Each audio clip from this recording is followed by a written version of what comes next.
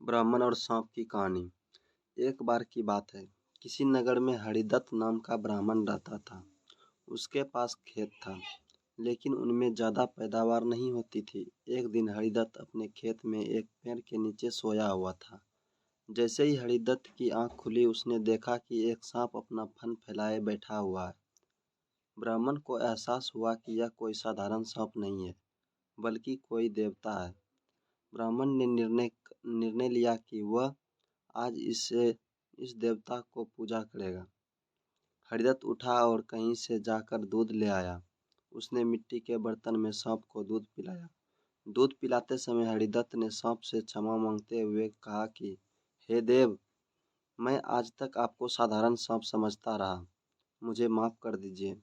अपनी कृपा दृष्टि से मुझे बहुत सारा धन धान्य प्रदान करें प्रभु।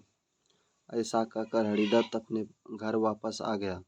अगले दिन जब वह अपने खेत पहुंचा तो उसने देखा कि जिस बर्तन में उसने कल सांप को दूध पिलाया था, उसमें एक सोने का सिक्का पड़ा हुआ है।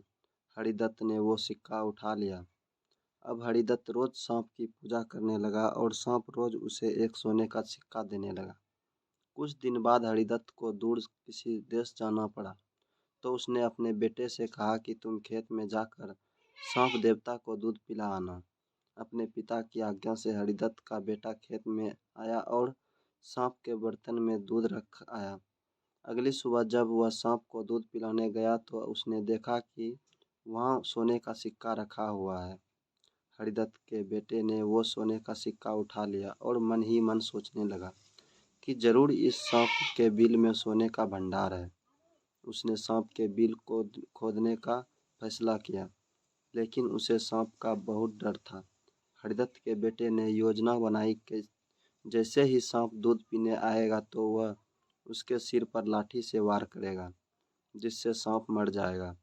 सांप के मरने के बाद मैं तसल्ली से बिल खोदूंगा और उसमें से सोना निकालकर अमीर आदमी बन जाऊंगा।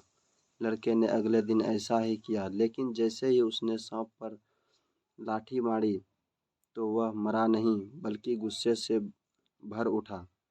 सांप ने क्रोध में लड़के के पैर में अपने विष भरे दांतों से काटा और लड़के की उसी समय मौत हो गई।